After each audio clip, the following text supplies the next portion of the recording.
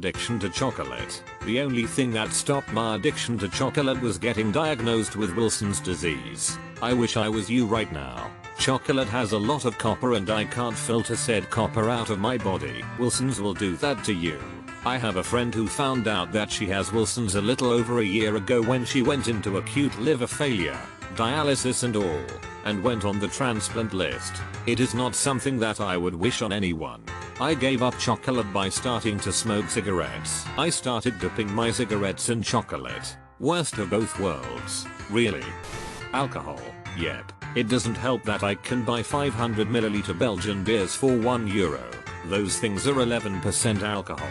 It's just so cheap and easy to get absolutely sh-faced. It doesn't matter if I'm broke. A man of economics. F yeah. Had to scroll one way too far for this one. Coffee. I don't drink coffee to wake up. I wake up to drink coffee. You've got that written on a mug, haven't you? Sometimes I'm excited to go to sleep because I know that tomorrow morning's coffee will be one of the highlights of my day or other. About 30 minutes later when I start feeling pretty darn chipper, I'm in too deep with my caffeine addiction and require it to perform basic human functions. Enjoy feeling chipper while you can. I'm the same way, but to me it's the smell and taste. Doesn't do a whole lot to make me less of a morning a-hole. I'm not even addicted to caffeine, but to the idea of coffee, that larger than life promise of absolute comfort and solution to any imaginable problem that a cup of coffee holds. Whether you're getting irritated by politics, experiencing legal trouble, your boss pissed you off, your personal relationships are a mess, you're pondering the pointlessness of existence, or have a small practical task you just don't feel like dealing with, a cup of coffee is the obligatory first step you have to take to figure it out. You have to spread it out over 3 hours and have someone nodding their head in understanding too as a part of the ritual. Enlightenment should follow. This is one of the hardest parts of an addiction to break. It's the ritual component and the reason why you sometimes have to take an addict right out of their life to rehabilitate them. About a year ago I can remember being so sleep deprived I was a zombie, but the smell of someone making coffee in the house would pull me out of bed in a heartbeat. It was the only thing keeping me going. Then I started having heart palpitations and was told I had to stop drinking coffee altogether for 2 weeks to see if it would help. The palpitations completely resolved. Thing is, I miss that feeling of having a warm cup of coffee in my hands more than I miss the energy boost or the alertness. Sorry to go off on a tangent. Your post just hit me hard. I love the coffee ritual so much. I'm Puerto Rican. We were given coffee in the mornings and at night as kids. I still drink it all day. I've just switched to decaf in the evenings. Sugar. I'm thinking of substitution to quit sugar. Maybe heroin. Heroin opiates actually make you crave sugar, so you should substitute with crack coke instead. Sugar is so addictive, and while it may not be as destructive as alcohol or hard drugs, it has a similar hold. I've quit sugar several times, gone months without it. Eventually I stop craving it as much, I lose weight and feel great, but then, the day eventually comes where I say to myself one little Snickers won't hurt, and then bam, I am binging, eating sugar every day, getting depressed and packing on the pounds. It's an endless cycle. I need some advice on this. I always say I'm going to at least reduce my sugar intake, but I can't even make it a day without chocolate, pop, candy, a freezy, etc. How can you eliminate sugar, even for a couple of days? I was sugar free for almost 4 months. Then my friends got me a cake for my birthday. That was 3 weeks ago. Haven't gone a day without the stuff since. And as I'm typing this, I'm on my second sleeve of Jaffa cakes in the past hour. Yep. I'm seriously trying to cut back, but as soon as 7 PM rolls around I suddenly turn into some kind of sugar-seeking monster. Caffeine. Came here to say this. I think I'm self-medicating with caffeine. I get depressed and have anxiety, but being highly caffeinated focuses my anxiety into one specific task at a time. When I'm going through depression, sometimes I have a hard time identifying it and just think I'm tired, and then caffeine makes me happy or too energetic to feel sad, lol. Ugh. So I'm not the only one self-medicating my depression with caffeine. Lol, not lol. I work 12-hour night shifts at a factory. That's where it got started. On my days off I might have an energy drink and a soda, or just several sodas. But on work nights it's usually 350-600 milligrams, all from energy drinks. Helps me work but also helps me stay distracted from reality by focusing on a podcast or audio book, so I don't have to think about being stuck there. My home life is pretty sweet now. I'm a little ways above poor for the last couple years, so the depression doesn't seem destructive anymore. Up life. So, depression and anxiety are comorbidities of ADHD. Caffeine is actually used quite often to self-medicate ADHD because it is a stimulant and works much in the same way that prescribed drugs would, just on a milder level. It's possible you may want to talk to your doctor about that one, especially if the caffeine is helping with focus. Source: I'm diagnosed with ADHD. My partner is like this too. We went on a weekend trip with a friend one time and she didn't have any caffeine. And boy, did she get moody. I don't think that any of us, including her, had realized how much of a caffeine dependency she had. We now always make sure that she is caffeinated when we go out. Potato chips. Can't have them around the house. I will never stop. Especially chicken twisties. Yes. Chicken twisties are the best. What is a chicken twisty? Same. The crunchier the better. I just want to be a kettle chip. Honey barbecue flavor twist fritters. Every time I buy bags of these I eat the whole thing in one sitting then feel absolutely disgusted with myself. But eventually I know I'll do it again, haha. Cheese. Cheese is amazing. Why does it taste so good? Cheese addict here. From what I've read, cheese can be addictive because of an ingredient called casein, a protein found in all milk products. During digestion, casein releases opiates called casomorphins. Casomorphins play with dopamine receptors and trigger that addictive element. Good description here. Forbes magazine article on cheese addiction. Thin Mints. Lucky is the first Girl Scout I spot each season. I'll tell them stay right there, don't go anywhere. Then I'll go home and get my van. Come back as quick as I can hoping the girl hasn't left the area. I'll pull up, throw a bunch of money on the table and just grab what I came for. I'll load my prize in the back of the van, secure it well and take off. I've got a special place in my home where nobody can find them, but it's easy for me to get to when I want to treat myself. Usually they'll last a few months. Then I start looking forward to spotting the next lucky Girl Scout. Reading that paragraph alone is a totally different experience. I had to double check to make sure they weren't actually talking about the Girl Scouts instead of the cookies. You'll never know the joy of having a Girl Scout leader as a mom. Literally cases of anything I wanted in my garage. You telling a young girl to wait there, where you're going to come back with a van may cause some alarm. Reddit. I am supposed to be studying right now. Deleted the app twice, yet I'm still here. Nicotine. Had to go pretty far down to find this. Guess that's a good thing. Yeah, it's on the decline. Unfortunately not for me. Not a substance but social media and procrastination. How many hours on social media a week do you think constitutes an addiction? I wouldn't say it's a specific time period that makes it to an addiction but rather that I constantly go back to it. I often find myself automatically going on YouTube, Reddit, Instagram etc. Even though I should do something useful and I just can't help it. Oftentimes it doesn't even bring me joy but I still do it because I'm too comfortable to do something else and I end up watching nonsense the YouTube algorithm recommends me. Lavender. Lavender bath petals. Lavender perfume. Lavender everything. Lavender is just such a nice fragrance. Ever tried it in food or drink? Lavender lattes and lavender lemon cake are divine.